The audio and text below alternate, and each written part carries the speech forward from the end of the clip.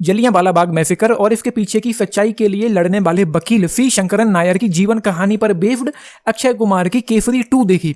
ऐसा कहा जाता है, ऑफिशियल आंकड़े हैं कि उस दिन 13 अप्रैल 1919 को जलियांवाला बाग में 1650 राउंड फायर की गई और ऑफिशियल आंकड़े कहते हैं कि 350 लोग मरे। हालांकि अनऑफिशियल आंकड़े हजारों की गिनती में है।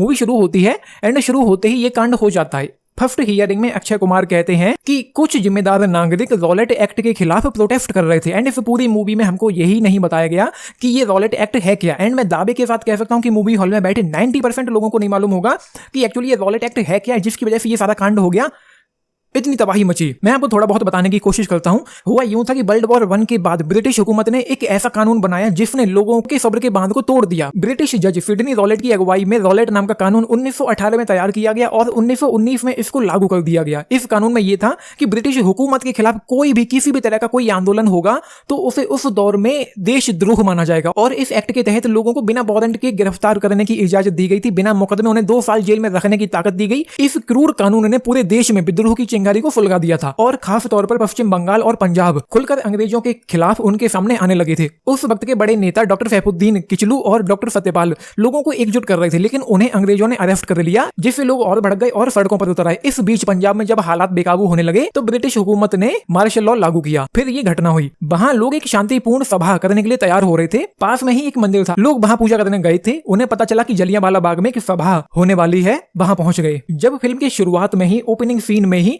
ये सारा मैसेकर होता तो हमारे चेहरे पर एक शिकन तक नहीं आती, कम से कम मेरे चेहरे पर तो नहीं आई थी। जिसकी वजह ये थी कि यहाँ पर बैकग्राउंड में कुछ भी नहीं बताया गया, ना तो कैरेक्टर्स को बिल्कुल भी डेवलप किया गया, ना उनके बारे में कुछ भी जानने को मिला। जो लोग मर रहे हैं, घायल हो रहे हैं, जिनको तड़पाया गया, उनके बारे में कुछ भी पता नहीं चलेगा तो हमको बुरा कैसे फील हो सकता है। हालांकि चीजें हमको यहाँ पर बहुत ज्यादा इमोशनल कर देने वाली होनी चाहिए थी और शायद इसीलिए वो इंपैक्टफुल हो पाने में भी विफल रहे, क्योंकि उन्होंने बैक स्टोरी में जाने के बारे में सोचा ही नहीं कि लोगों को थोड़ा ब्रीफ दे देना चाहिए। शायद इसलिए भी फिल्म में इमोशनल वेट की कमी महसूस होती है। फिल्म के एंड में कुछ इंपैक्टफुल हुआ, ये सारी कोर्ट प्रोसीडिंग हो गई जिनमें कोई खास दम नहीं थी। 1-2 सीन्स थे जब लोग ताली बजा रहे थे मूवी हॉल में बैठे बैठे। मूवी के एंड में जब 10-12 मिनट की फिल्म रह गई होगी तो अक्षय कुमार के कैरेक्टर को बार काउंसिल के सामने प्रेजेंट किया जाता है, तो वहां पर वो एक स्पीच देते हैं, मैं या ऐसे कहूं कि अपना पक्ष रखते हैं।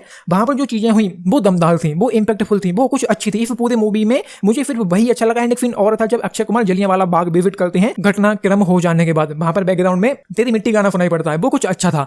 एंड उसके अलावा कुछ भी बहुत खास नहीं था इस मूवी में। मुझे मूवी का फर्स्ट हाफ काफी सुस्त लगा, कमजोर लगा, बोरिंग सा लगा, उतना ज्यादा एंगेजिंग नहीं था टू बी ऑनेस्ट। एंड जो कोर्ट प्रोसीडिंग हो रही थी वो भी काफी कमजोर फील होती है। जो भी अच्छा था वो लास्ट के 10-12 मिनट थे। एंड अब आप लोग पूछेंगे कि मैंने इतनी बुराइयां कर दी हैं इस मूवी की तो अच्छा क्या देखें। रिकमेंडेशन ये है कि आप 1982 में रिचर्ड एडनब्रो की एक मूवी आई थी गांधी, वो देखी जानी चाहिए। दूसरी मूवी थी विकी कौशल की सरदार उधम, 2021 में आई थी, वो भी देखी जा सकती है। बाकी ये मूवी केसरी 2 मुझे लगता है कि स्किप की जानी चाहिए।